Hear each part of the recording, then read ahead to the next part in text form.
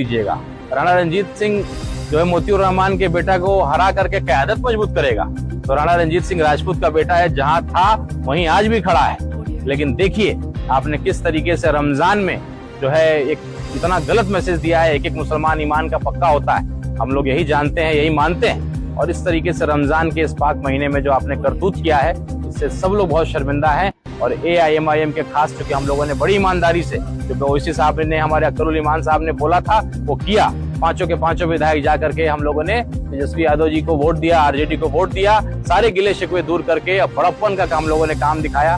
लेकिन जो आज आपने किया है, आपके एक वोट की वजह से आज पार्टी की यह हालत हो गई है। अगर आप धोखा नहीं देते तो टाई हो जाता, और टाई होता और द्वितीय सेकंड वरीयता का वोट को काउंट किया जाता। लेकिन केवल और केवल आपकी वजह से ये सारा मामला जो है फंसा है, और ये बड़ा हम लोग शर्मिंदा है ये जो आपने किया है, ये देख करके। और ये बड़ा हम लोग को अफसोस हो रहा है। ढाका का नाम हम लोगों ने तिरंगा साफा पहन करके ओवैसी साहब ने बहुत आगे बढ़ाया था, ढाका का मान सम्मान बढ़ाया था। लेकिन आज पूरे बिहार का आदमी जान रहा है कि कौन सा विधायक धोखा दिया है, तो ढाका का जो विधायक है वही धोखा दिया है।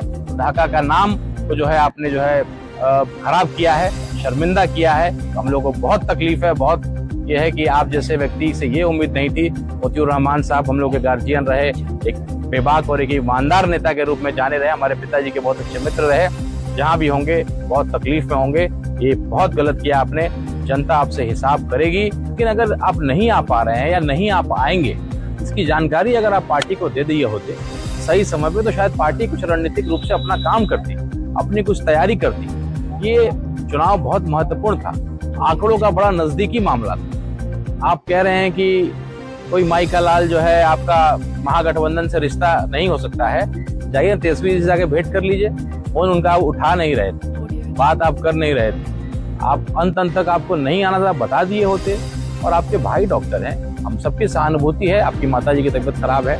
लेकिन अगर 3-4 घंटे का समय, ये पार्टी भी किसी की माँ होती है, हम लोग पार्टी को भी अपने माँ का दर्जा देते हैं। और आज आपकी माँ एक तरीके से जो आपकी पार्टी है, जिसने आपको विधायक बनाया, जिसने आपको पहचान दिलाया, तो आप उसकी चिंता अगर आप नहीं कर रहे हैं, तो आप कह रहे हैं कि मैं पार्टी का वफादार सिपाही हूँ। ये बड़ा चिंता का विषय है। और एक मुसलमान होने के नाते कम से कम रमजान के इस पाक महीने में इस तरह की धोखेबाजी नहीं करनी चाहिए।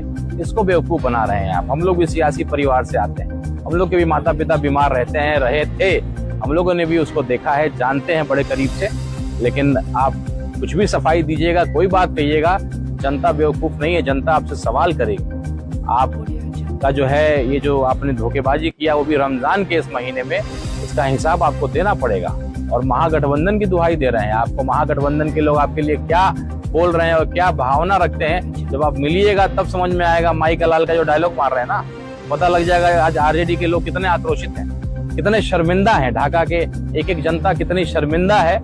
और मैं AIMIM का कैंडिडेट रहा, मैं क्यों बोल रहा हूँ, ये अगर सवाल करते हैं, मैं इसलिए बोल रहा हूँ, मेरे 5 विधायकों ने ही लड़ाई को शुरू किया था। मेरे 5 विधायक ने वोट दिया था एक होकर के, तब जाकर के RJD इस लड़ाई में आई थी। और हम लोगों ने सोचा था कि पटना से एक शुरुआत हुई है रिश्ते की, AIMIM और RJD की। कल तेजस्वी यादव जी के साथ इफ्तार किया था। आज हम लोग सोचे थे कि ढाका में इफ्तार करेंगे, अपने RJD के कार्यकर्ताओं को भी गले लगाएंगे और गिला शिकवा दूर करेंगे और अपने परिवार को मजबूत करेंगे। और आने वाला भविष्य RJD और AIMIM साथ मिलकर के आगे कीर्तिमान स्थापित करेगा और NDA जैसी ताकतों को हराने का काम करेगा। तो ये बहानेबाजी और ये झूठ सच का जो दुकानदारी आप बहुत बता रहे हैं, दिखा रहे हैं, सबको मालूम है। इतनी राजनीति बिहार का बेवकूफ से बेवकूफ और अनपढ़ से अनपढ़ आदमी भी जानता है।